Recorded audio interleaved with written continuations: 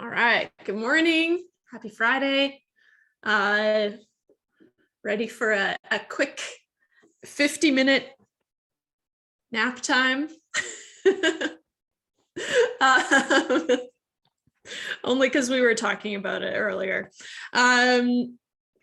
Okay, so I left you with a question to work through, and we're just going to work through that quickly. Yeah. Come on.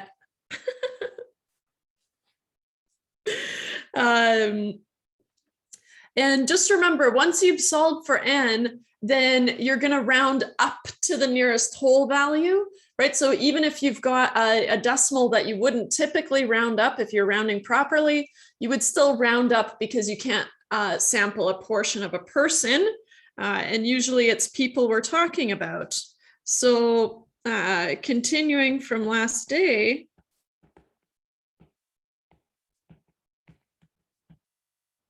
oops, oh my gosh.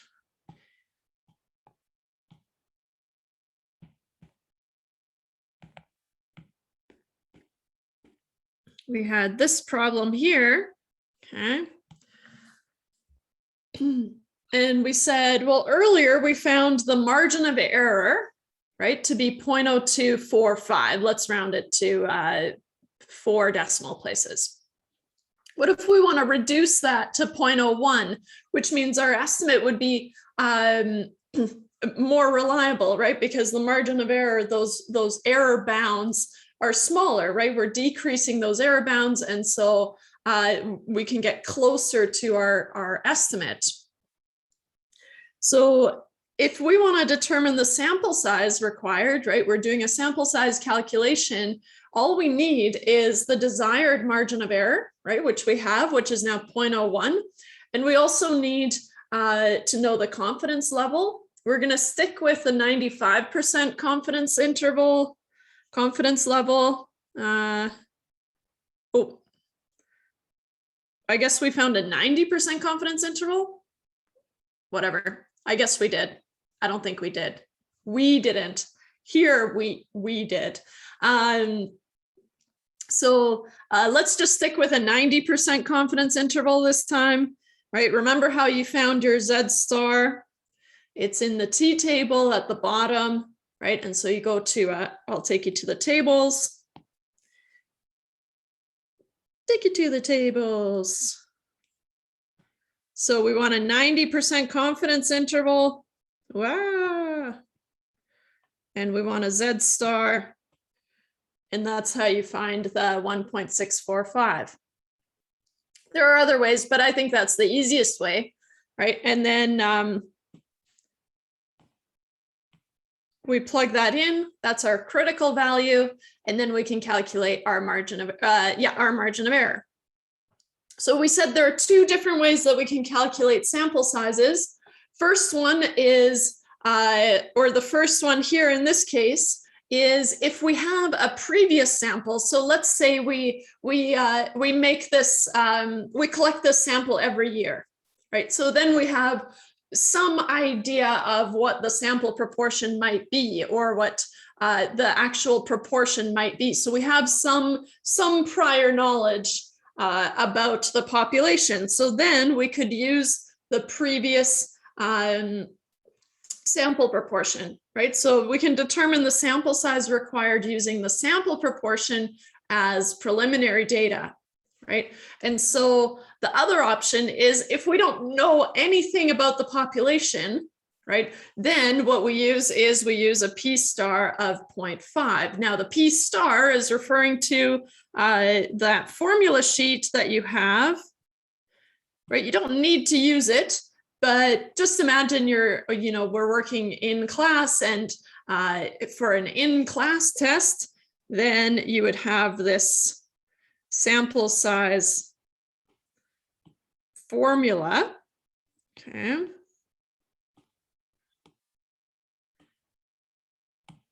So from here, right, we're saying that P star can either be 0.5, so that's our most conservative estimate, or if we have some prior information, some prior knowledge or preliminary data, then we could use that in our estimate. But if we want to maximize our sample size, right, the largest possible sample size that we would need or could need.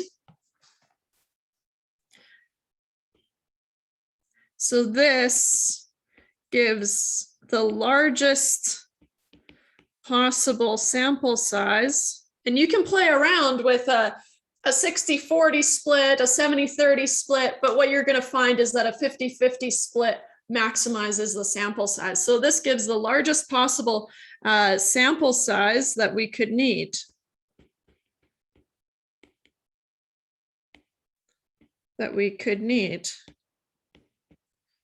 So typically, if you want to play it safe, you would just use a 50-50 split, okay? And that's probably what I would do if I had to do a sample size calculation. I wouldn't bother with any preliminary data unless it's really expensive to collect information, right? If it's expensive to collect a sample and you have some knowledge, then sure, use that previous sample proportion. So using this formula, and remember, all we're really doing is we're solving for n in that margin of error, where we denote the margin of error as a lowercase m, okay, in this formula. So for A, I have n is equal to, and here I'll just paste it here, but I'll just write it down and then I'll delete that. Z star over m squared times P star Q star. I usually just rework the margin of error formula and I just solve for n every time, but I guess that is a little bit tedious unnecessarily, so you can use the formula. But for me, the fewer formulas that I have to deal with, the better.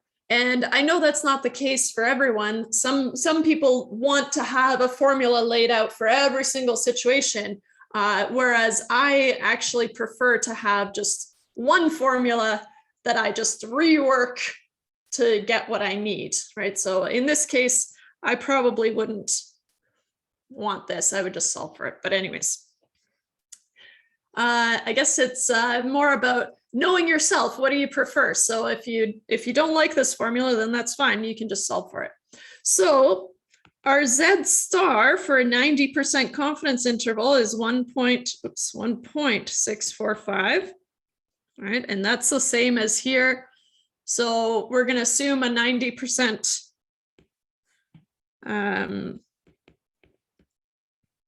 Assume a 90% CI still, right?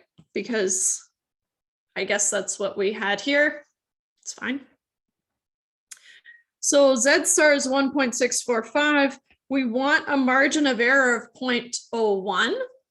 That has to be a decimal, right? And then we have to square that. And in this case, we want to use the sample proportion as preliminary data. So that means our P star is 0.067, which means our Q star, or 0.67, sorry, is 1 minus 0.67. I'm going to just go for it here, 1 minus 0.67, because I've got more fun things to talk about today. So if I do 1.645 divided by 0.01, and then I square that, times 0.67 times 0.33, I get 5983. And I'd love if someone could confirm that, because I felt like my finger slipped, but I'm too lazy to go back and check it. 5983.021275. So here is where I'm going to highlight again, because it is really important, right? I'm going to copy this and bring this in here, because now it's actually coming into play.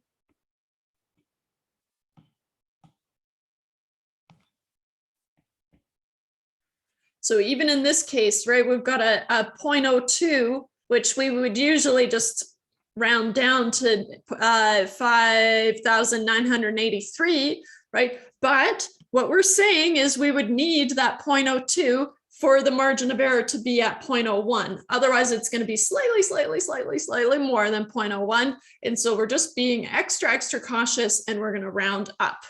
Okay.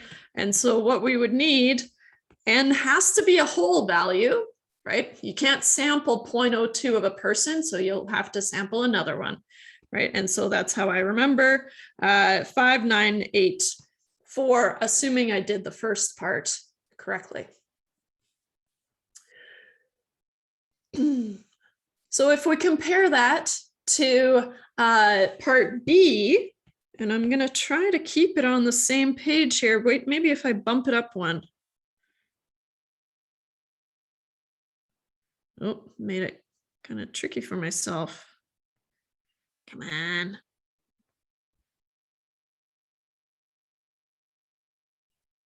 How do I? Okay. What a mess. Oh. I made another arrow. I need to round up to the nearest whole value. There. I'm happy with that. So then again, and now you should always have your empty formula that you're going to use up top, and then you should fill it in after, right? That's to show the reader that you know where things go and that you actually know what you're talking about, right? If you just jumped straight to here, that's no good, right? I don't see where things came from. So I'm gonna keep it all on one line here, or try to. Z star over M squared times P star Q star. So part B says determine the sample size required, assuming you have no preliminary data, right? So you're just going in blind, you don't know anything about this population. What sample size do we need? So we have n is still 1.645 divided by 0.01 squared, but now we have 0.5 times 1 minus 0.5. And again, I'm going to go for it. Hopefully I wish me luck.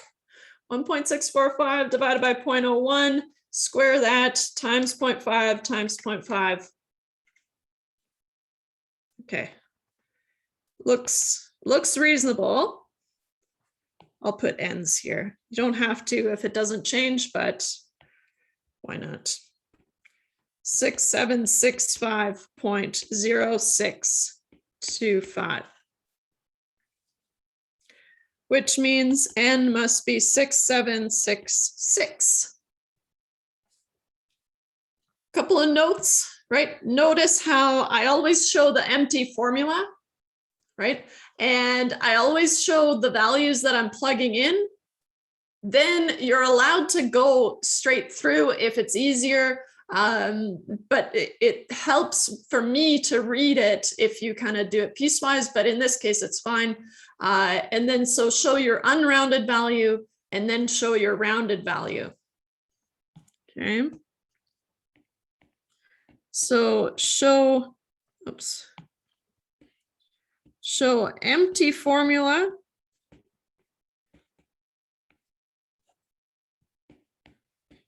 Show all values plugged in. Because a lot of people will ask me, oh, how much work do I need to show work? How much work do I need to show, right? Do I need to show every single step? And so here in this case, this is what I would expect to see. And so show unrounded value.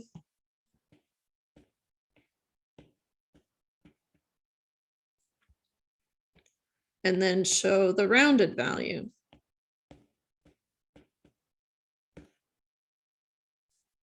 Nice. Okay, great. So that wraps up one sample proportion. We also used one sample proportion to introduce the ideas of confidence intervals and hypothesis testing.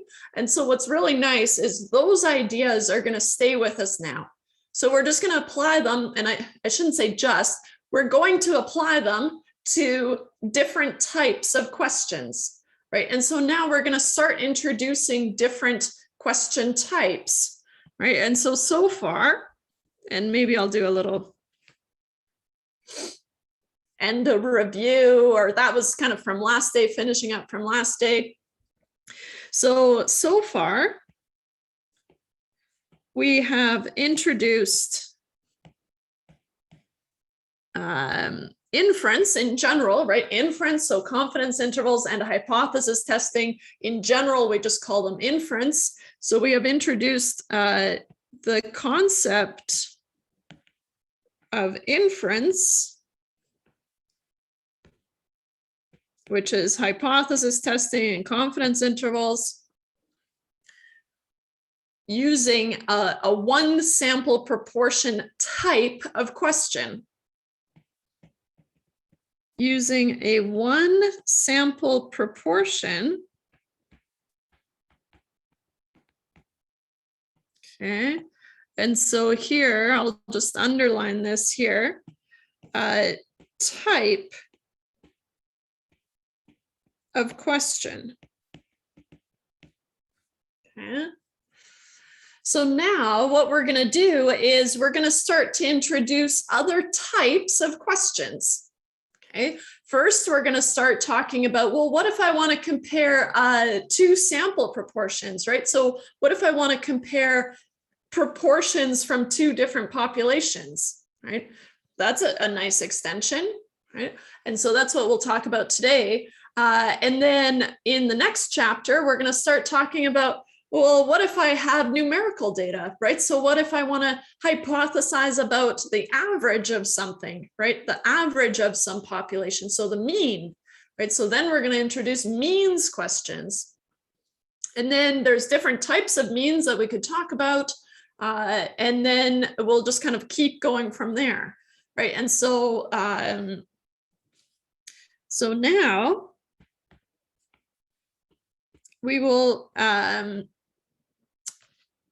introduce other types of questions. But once you've decided what type of question you have, then that's going to set you on a path of, okay, so once I've decided I have a one sample proportion, then I'm restricted to that area of your formula sheet, essentially, right? And so you don't have to use that formula sheet, but you should have some sort of area where you go to and say, okay, I've decided I have this type of question, so now I can't stray from here, right? Because otherwise, if you're looking at that formula sheet, it gets really overwhelming, right? Or maybe underwhelming, I don't know. So now we're going to start introducing these different question types. And so I'm going to warn you right now, once we start reading all these questions, the hardest part is figuring out what type of question do you have, right? Because once you've decided that, you're on easy street, right? Then you know what to do, and the wheels are kind of in motion, and there's kind of a set path that you head down, okay? And so, so now we will start introducing other question types. Question types. Okay. What we need, right? And so remember, for each question type, what we need is we need to know, well, what's my point estimate, right? And then how do I determine the null value, right? And then how do I find the standard error? But also, of course, before we start, how do I check the assumptions? Okay, so for each question type,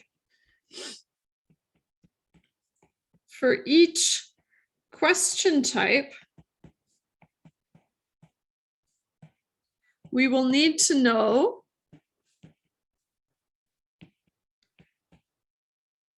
1, how do I check the assumptions, right? How can I check to make sure that usually we're checking, can I use a normal distribution, right? And so we will need to know how to check the assumptions.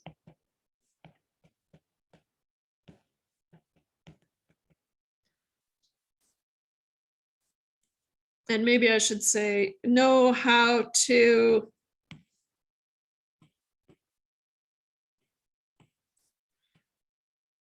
that'll make him more concise. Check the assumptions, right? That's the first thing.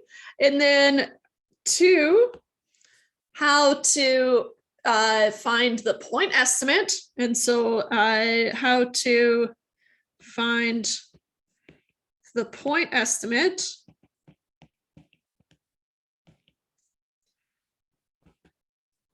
how to find the standard error of that point estimate. Find the standard error of that point estimate.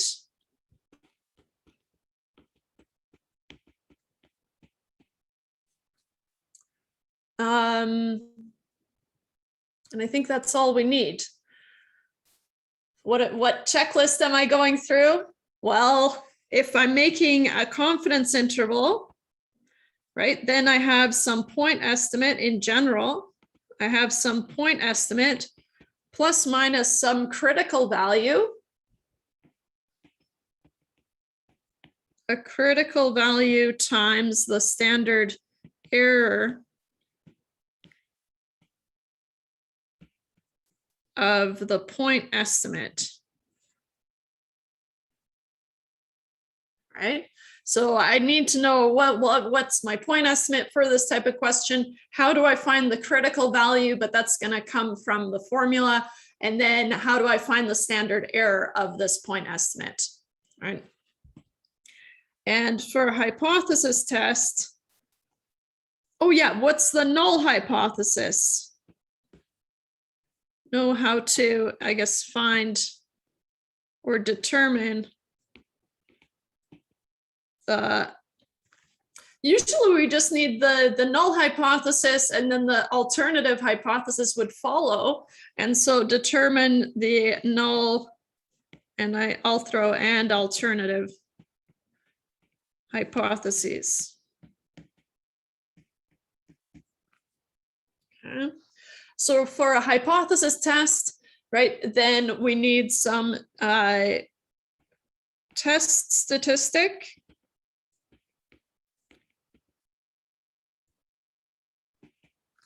Which in general is going to be the point estimate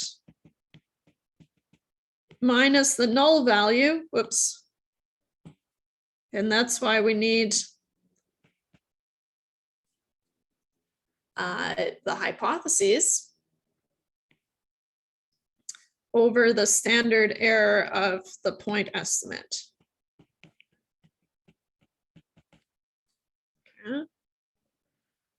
Okay, good.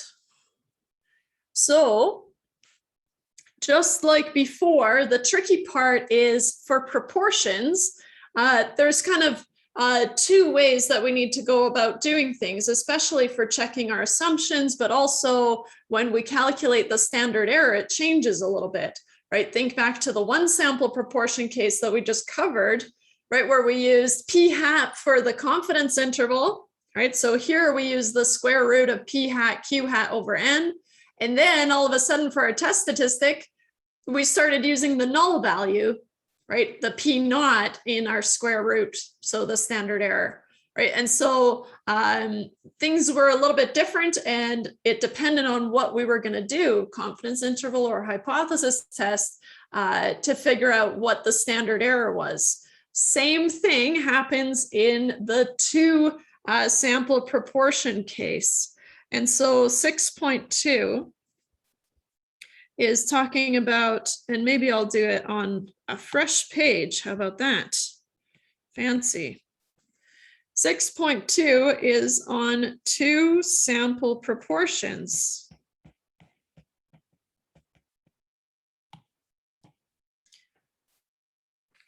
This is our second type of question that we could deal with.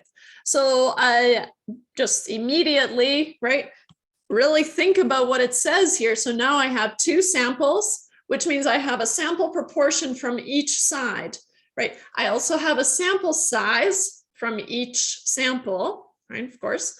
And I also have a number of successes in sample 1, and I have some number of successes in sample 2. And so now we have a lot more information, right? With when we have two samples,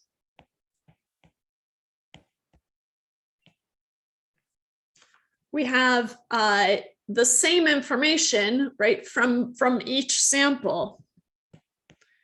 We have the same information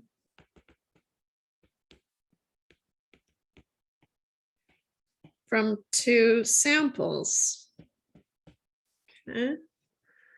If we're comparing proportions, usually if you are looking at two population proportions and you want to compare them, usually we analyze the difference, right? And if there is no difference between these two proportions, then the difference would be 0. Okay? And so first off though, right, from sample 1, we might have some N1, we might have some sample proportion P hat, but now with a little subscript 1. We might have X1, which, remember, X is used to denote the number of successes. Number of successes. So P hat is X over N, right? And so from sample 1, you use a little subscript 1 all the time. From sample 2, we have N2, P2 hat, oops, doesn't look like a hat there, and X2. Okay, so for, oh yeah, so to compare two proportions, oops, to compare two proportions, and these are going to be, ultimately, we're trying to compare two population proportions, right? And so we're going to have P1 and P2. Okay. Usually, we examine the difference between the two, right? So to compare two proportions, we usually examine the difference between the two.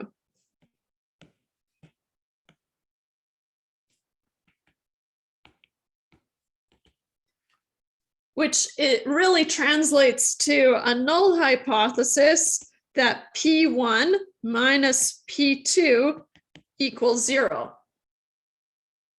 Okay. This, again, our null hypothesis has to be about a parameter, or in this case, two parameters. But it also has to have an equal sign in it, and it has to be a statement of no change, right? So what we do is we assume the population proportions are the same until we have proof otherwise. Okay. So maybe I'll bump this over here and I'll just make a note here, right? This is saying we assume the proportions are the same, right?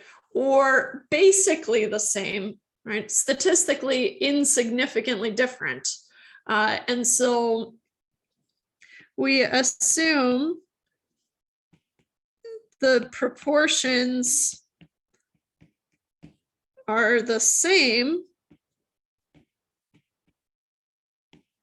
until we have proof otherwise. Until we have proof otherwise. Same idea as hypothesis testing, right? Except we had some value instead, right? P equals some value, P naught, some null value. So now I actually prefer to write this. So, or we can write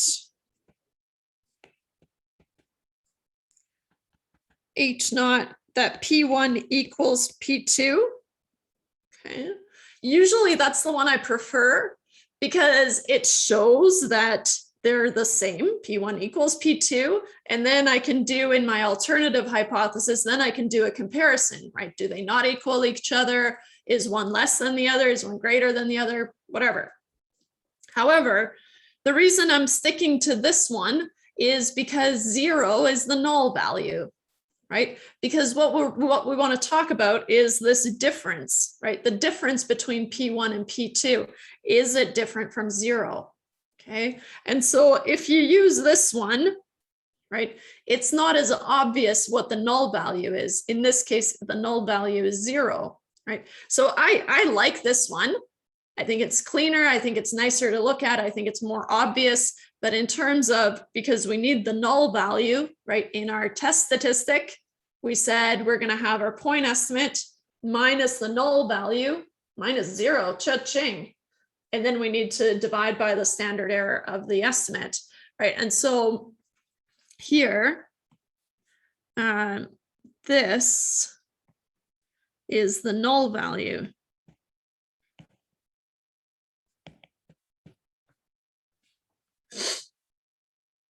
Okay, so here I'll say, but it is harder to see the null value.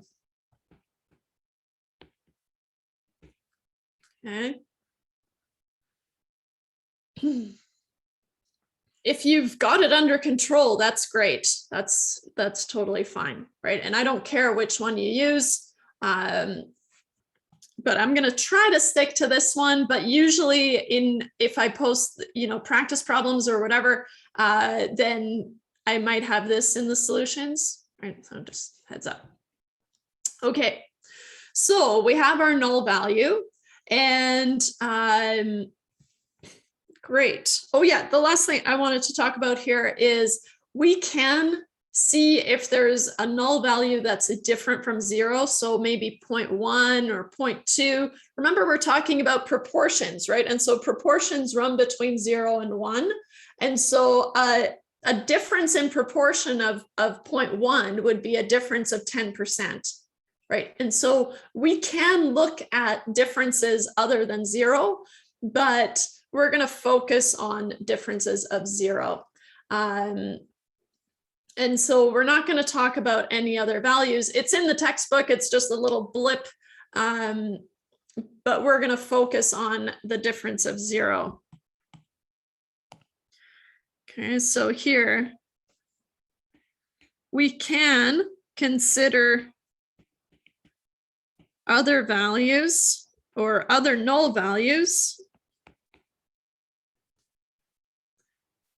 Okay. But we will focus on, how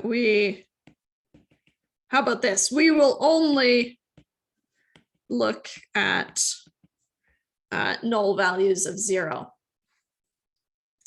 But we will only look at null hypothesis of P1 minus P2 equals 0. Okay. So if we're hypothesizing about P1, how does it compare to P2? So now our hypothesis is about how P1 minus P2 relates to 0. So now a reasonable point estimate here would be P1 hat minus P2 hat, and that's exactly what we use, right? And so here, to estimate P1 minus P2, we use P1 hat minus P2 hat. Okay, that's fine. So therefore, the point estimate is going to be P1 hat minus P2 hat. Oops. Can't seem to draw proper hats. Okay. Maybe I need to do top hats instead. Cute. Maybe baseball caps. It's like a long cap. I think someone would get confused if they started looking like this. Doing hats. Okay, so we've got our point estimate. So let's go back to our list of things that we needed. We said we needed, I'm leaving the assumptions just a little bit longer, okay? But we need to find the point estimate. So now we have that. And so now we need to find the standard error of the point estimate. And we also have the null hypothesis. And then of course, the alternative hypothesis just has to be about the same thing. So is P1 minus P2, is it different from 0? Is it greater than 0? Is it less than 0? That type of thing. Remember, our default is not equal to 0. Okay, so now I want to talk about the standard error of the estimate, and then we're going to check the assumptions. Okay. So the standard error of the estimate is going to depend on, if we're letting it catch up here, if we are calculating a confidence interval or if we're doing a hypothesis test. Okay. So the standard error of P1 hat minus P2 hat, oops, will depend on if we're doing a confidence interval or a hypothesis test. We already saw that same situation in the one sample case, so it's not that weird that we're going to do it in the two sample case as well, right? But it's a lot to keep track of. So the standard error of P1 hat minus P2 hat will depend on whether we are doing a hypothesis test or a confidence interval. And maybe I'll do the confidence interval first, right? But in general, we have this, and I have it in the notes here.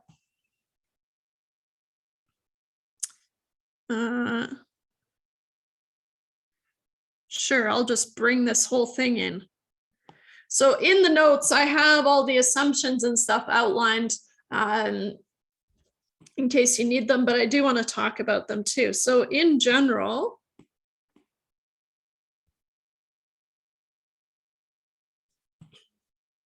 as the sample sizes increase, right? So now we have 2 samples, so they have to increase. The sampling distribution of P1 hat minus P2 hat, so those are the samples, the point estimate, becomes approximately normal, right? So for large N1 and N2, and we're going to check to make sure, so for checking our assumptions, we need to make sure that they're large enough, right? But what we find is that the point estimate follows a normal distribution centered on P1 minus P2. So those are the populations. And then our square root is going to be P1 Q1 over N1 plus P2 Q2 over N2. So what we're going to do when we're doing a hypothesis test, we're going to use the pooled proportion. Okay, so which is going to be denoted by a P hat. Now that can get confusing, right? And so first I want to start with a confidence interval. So for a confidence interval, the standard error, I'll say the standard error of P1 hat minus P2 hat is going to be the square root of this exact same thing. P1 hat Q1 hat over N1 plus P2 hat Q2 hat over N2, then square root it. There's a lot of components here, and usually if you're going wrong, you forgot to take the square root. And so P1 hat, oops, Q1 hat over N1 plus P2 hat, Q2 hat over N2. And then remember, Q1 hat is just 1 minus P1 hat, for example. Right. So that's what we use for our confidence interval. Right now I have all the components, except I don't know what I can use for my critical value, but it's just going to be a Z star. And so that's really nice. And if you go to your formula sheet, right, let's focus on the confidence interval first, because it's really nice and clean. And then we'll move on to the beast, which is hypothesis testing. So a confidence interval for the difference in proportions, well, you take your estimate, your point estimate, and then you have your critical value, which I'm telling you here is just going to be a Z star. So if you want to make a 95% confidence interval, you know your Z star is just 1.96, right? You know how to find that already. And then we use this standard error. Okay. And so here, this is our point estimate and our critical value. And this is the standard error of the point estimate.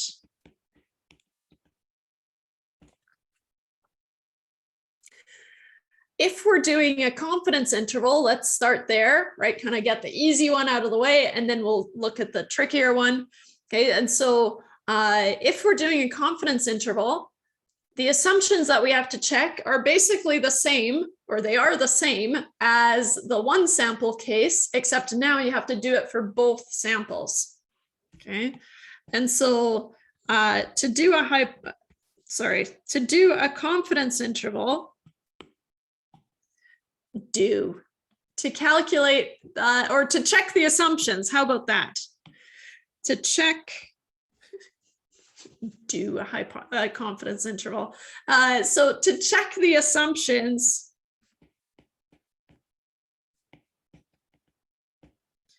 for a confidence interval, we check the same assumptions as we did for one sample. We check the same assumptions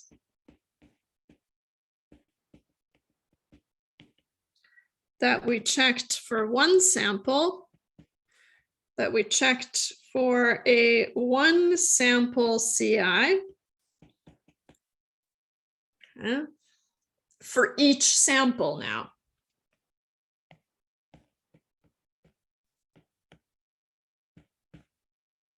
Okay. We also need to make sure that the samples are independent of each other. We also need to check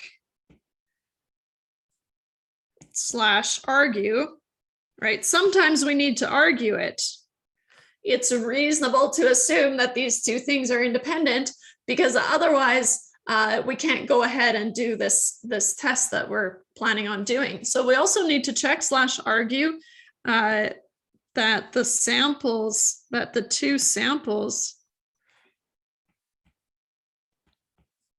are independent. Okay. So for a confidence interval, that means we have to check, is each sample randomly selected? So for independence,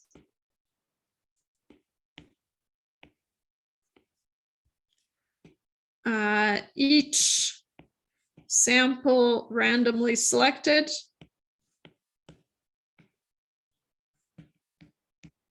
Right, that ensures independence, and samples independent of each other.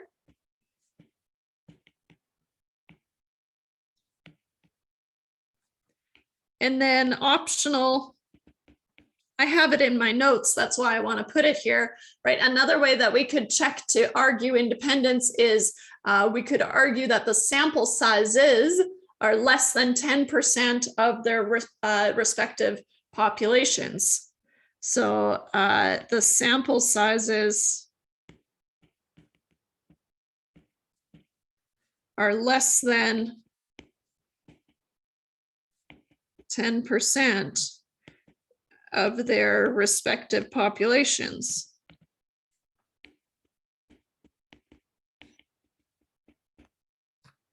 Okay. For normality, right, we have to check that we have at least 10 successes and at least 10 failures in each sample. So the normality condition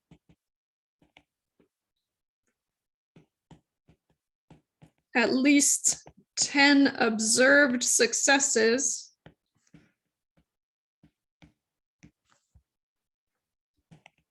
in each sample,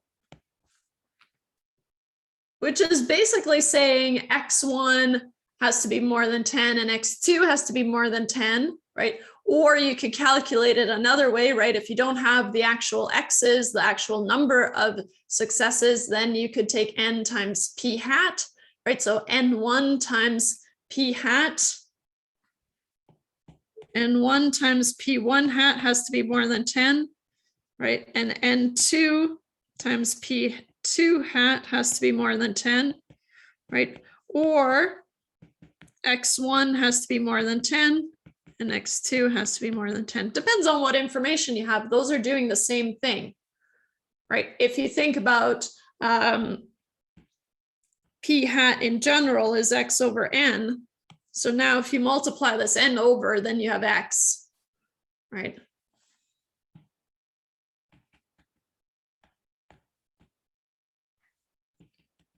In general. Right, a lot of people forget that, so that's why I wanted to bring it up again. So we have to have at least 10 observed successes in each sample, and we have to have at least 10 observed failures in each sample.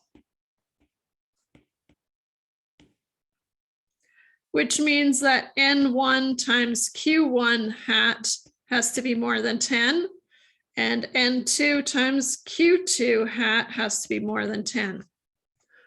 Or how do I find the number of failures? Well, if I have X failures out of N, then I could say, or N1 minus X1 has to be more than 10, or N2 has minus X2 has to be greater than or equal to 10.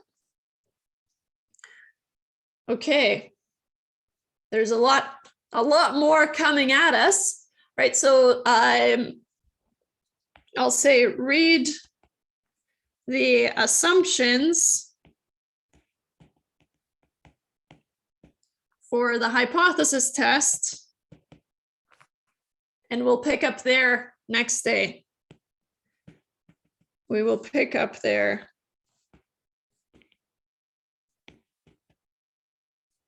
More of a note to myself than anything else. Okay. You did it. Time to wake up and move on with your day. If you have any questions, let me know. Otherwise, I hope you have a really great weekend and everyone gets some rest because it's daylight savings and you get 1 more hour. Congratulations.